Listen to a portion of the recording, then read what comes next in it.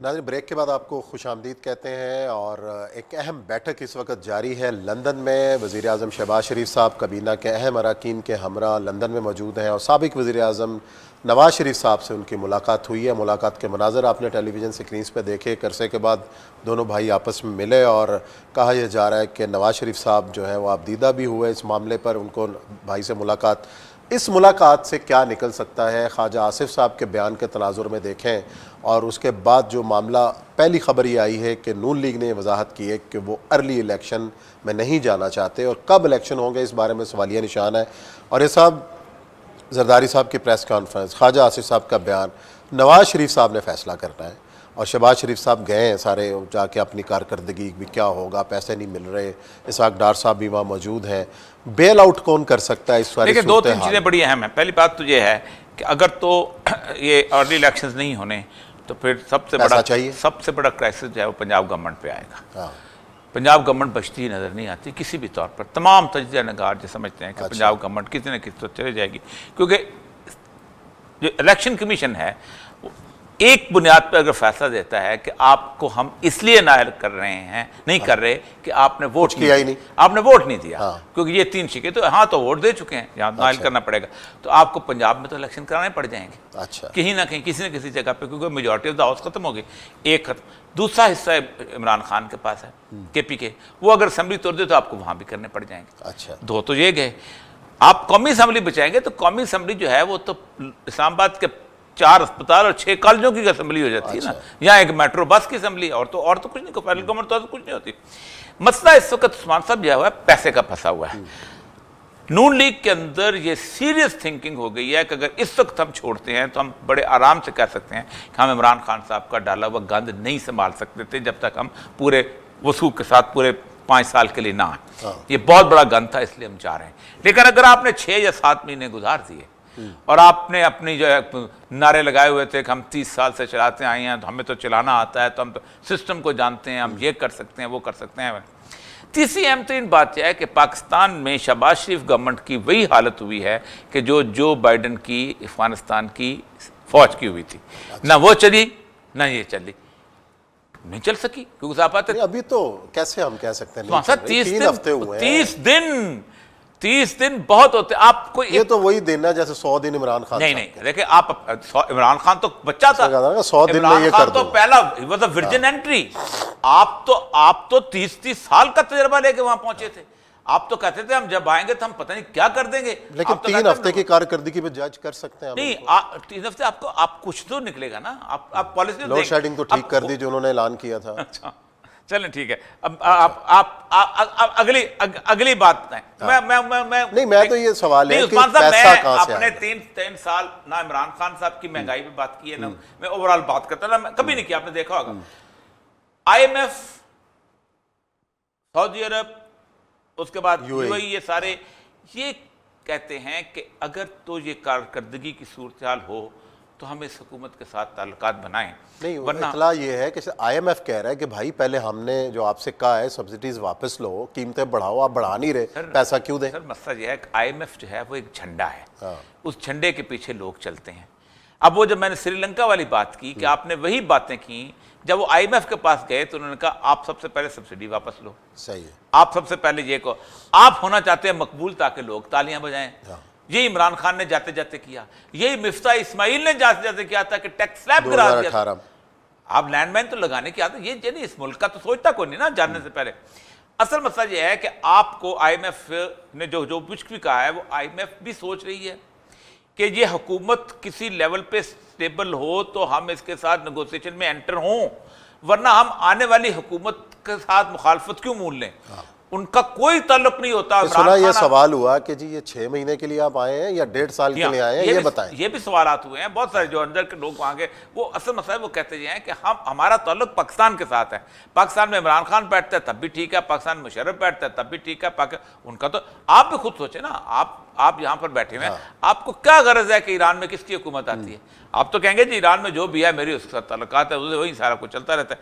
तो उन्होंने, सऊदी अरब ने भी और UAE, इन लोगों ने भी ये कहा है कि लेट देम स्टेबल, आके हमें पता चल जाए, हवा करो। हवा का रुख बदल गया। देखिए, इमरान खान की एक कामयाबी ये है कि वो उसने 30 दिन में इनको बैकफुट पे ले जाके सिर्फ इस काम पे लगा दिया है कि मरियम औरंगजेब को बिठाओ, इमरान खान के सवालों का जवाब दो। गवर्नमेंट जलसों में लग गया तो गवर्नमेंट ने क्या करना, आपको पता है एक जलसे के ऊपर 2-2.5 करोड़ रुपए से कम खर्च नहीं होता। ठीक, आपके रिसोर्सेज उस पर लग जाए, आपकी तवानाइयां उस पर लग जाए, आप क्या करेंगे? तो वो दूसरा बात यह है कि पंजाब गवर्नमेंट में आपका जो गुत्थम गुत्था हुए हैं, और फिर इस आइन के साथ जो कुछ खिलवाड़ हो रहा है और जो कुछ चल रहा है, जो मैं पहले दिन कहता था कि इस आइन को जिस तरह उन्होंने ड्राफ्ट किया हुआ है, अब वो अलवी साहब जिस तरह कर रहे हैं, आप कभी इस अदालत में घूम रहे हैं, कभी उस अदालत में घूम रहे हैं, कभी इस अदालत में घूम रहे हैं, ये सारा कुछ जो है ये गवर्नमेंट चलने नहीं दे पा रहा। अच्छा, इससे पहले कभी मिसाल मिलती है कि सदर गवर्नर ये वाला जो खींचातानी चल रही है, इससे पहले कभी इस तरह की हरकतें हुई है? किस दौर में? मैं बता, रेंजर्स चली गई थी मंजूर वट्टू वाली गवर्नमेंट। अच्छा, मंजूर वट्टू वाला जो मामला, ठीक है, पंजाब असेंबली में। हाँ, उससे पहले भी मिलती है, रिपब्लिकन पार्टी के जमाने मिलती है, ऐसी बात नहीं है। इमरान खान को नहीं जी, सारे गुर पुराने हैं लोगों के। आपको याद होगा कि उसको उसने कहा था मैंने छोड़ो, फिर ये जो सुप्रीम कोर्ट ने बिठा दिया था नवाज शरीफ को, क्या ऑर्डर इंप्लीमेंट हो गया सुप्रीम कोर्ट का? उसने पिस्तौल निकाला, उसने कहा तुम भी इस्तीफा दो और तुम भी इस्तीफा दो। अच्छा, और उसके बाद 58(2)(b थी हाँ, इस आइन की सबसे बड़ी power, stroke of the pen, पूरी असेंबली खत्म, पूरी चारों की चारों असेंबलियां खत्म। उस प्रेसिडेंट से कहा बिस्मिल्लाह, ये कलम और ये इस्तीफा। उस वजीर आजम को जो सिर्फ 1 घंटा पहले तकीद करके गया था कि मैं डिक्टेशन नहीं लूंगा, और मुझे याद अच्छी तरह, मैं और टेलीविजन में था, वो क्या नाम था उनका, जो इनका मशहूर जो लाहौर के अपने इनके वो भी रहे हैं, कमिश्नर भी थे और MDT PT हुए थे, वो शायद रफी साहब, शायद वो अपनी कोर्ट के अंदर केसेट रिकॉर्ड करा के लाया था कि ये चलाओ मियां साहब की केसेट आ गई, देखो इस मुल्क चुंदा की। अच्छा, तो खत्म। तो असल मसला ये है कि आपके यहाँ ये क्राइसिस रहे हैं, आपने इस क्राइसिस को हल कैसे करना, आपका मसला था ना।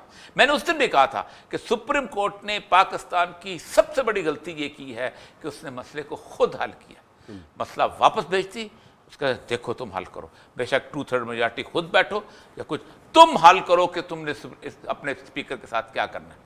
हल हो जाना था सर, जब हल होना होता तो ना, अब वो हल करने की अहलियत ही नहीं रखते तो गए ना सुप्रीम कोर्ट, खत्म हो गया ना। सुप्रीम कोर्ट ये सवाल जब साथ बैठने के लिए तैयार, सवाल, हाँ, ये मसला तो ये है, सवाल उठता है। असल मजा ये है कि ये बात हम भुट्टो साहब के सामने किया करते थे।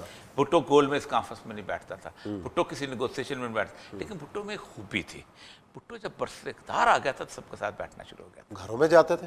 और वली खान कहता है कि अजीब व गरीब आदमी है, मैं अंदर जाता हूँ तो मेरे घुटनों को हाथ लगाता है और जल से मुझे गालियाँ देता है। तो मतलब वो भुट्टो के अंदर, भुट्टो पॉलिटिशियन था, एक फ्यूडल उसकी एक बैकग्राउंड, लेकिन असल मसला है कि उस्मान साहब इस वक्त चल नहीं रही। चलने में सबसे बड़ा है कि जूं जूं दिन गुजरेंगे त्यों त्यों एक तरफ जो है गुब्बारे में हवा भरती चली जाएगी और दूसरी तरफ जो है वो मामला जो है कि लोग सवाल उठाते चले जाएंगे। इसीलिए जरदारी साहब को फिक्र लग गई है कि इस खौफ में नून लीग फैसला ना कर दे कि हम जा रहे हैं, और अगर नून लीग ये फैसला कर दे, आज प्राइम मिनिस्टर कह दे कि मैं असेंबली को तोड़ देता हूं, एक तो वो लीगल प्राइम मिनिस्टर तोड़ सकता है, Hamza Shahbaz legal prime minister तोड़ देता है, ठीक है, बलूचिस्तान के असेंबली जिसने भी तुड़वानी होगी तोड़ दी, वरना उसकी कोई हैसियत ही नहीं है उस मामले में as far number is concern. KPK टूट गई तो जरदारी साहब सिंध असेंबली को लेके करेंगे क्या, और अगले 1.5 साल और जलील होंगे और लोग उन पर सवालात उठाएंगे, बाकी मुल्क किसी और तरफ जा रहा होगा। ठीक, उसके बाद अगर सारी की सारे सीटों से इस्तीफा दे देते हैं, MQM या दूसरे लोग इस्तीफा दे देते हैं, तो कराची में इलेक्शन कराने पड़ जाएंगे, और जब सारे इलेक्शन जीत जाएगी कोई दूसरी पार्टी, तो फिर जब साल के बाद सिंध में इलेक्शन होंगे, अच्छा, तो फिर फिजाई बदल गई होगी, फिर तो एक सरदारी सब पे भारी नहीं होगा। तो असल मसला यह है कि पाकिस्तान में इस वक्त पॉलिटिक्स जो है ना, ऐसी फ्लूइड उस्मान साहब मैंने अपनी जिंदगी में नहीं देखी। देखें क्यों इमरान खान साहब जो हैं उन्होंने कोई बात की एक अदारे के बारे में तो लोग ज़्यादा सेंसिटिव हुए, जबकि नवाज शरीफ के बारे में या दावड़ के बारे में या बलूचिस्तान में क्यों नहीं? वजह यह है कि वो एक महदूद तबके तक महदूद रहती थी, ये पब्लिक सेंटिमेंट्स तक ट्रांसलेट हो जाती है। अच्छा, इसीलिए उन्होंने खास तौर पर रोक, इसलिए कल इमरान खान ने उसकी वजाहत भी की और ख़ास तौर पर उसको कहा गया और उसने वजाहत भी की पब्लिक को, इससे पहले कि पब्लिक बराह रास्त सूरत हाल में आ जाए बेतजा। देखें श्रीलंका ने, मैं आज भी लिखा है, कल आएगा, श्रीलंका ने को फौज ने आज बचा लिया। अच्छा, क्योंकि फौज श्रीलंका की मुतनाज़ा नहीं थी, फ़ौज वहाँ की हीरो थी, दहशतगर्दी से जीती हुई थी, और फ़ौज ने कभी तख्ता नहीं उल्टा था। फ़ौज वहाँ मुस्तकिल एक डेमोक्रेटिक इंस्टीट्यूशन के सबॉर्डिनेट, इसीलिए आज जब वो पहुँची है वहाँ पर और उन्होंने उसको उठा के फैमिली को नेवल बेस में लेके गए हैं, तो आज वो कर्फ्यू लगा दिया है, वहाँ अमन हो गया है, ठीक। लेकिन खुदा के लिए इस पे पहले कि मुतनाज़ी सूरत हाल बन जाए, ये वीडियो से नहीं मसले हल होंगे। अच्छा, मामला ठीक कर लो जितनी जल्दी हो सकता है। चलिए देखते हैं मामला किस रुख पे जाता है। यहाँ ब्रेक लेते हैं, ब्रेक के बाद आएंगे और बाकी इश्यूज़ के ऊपर बात करें।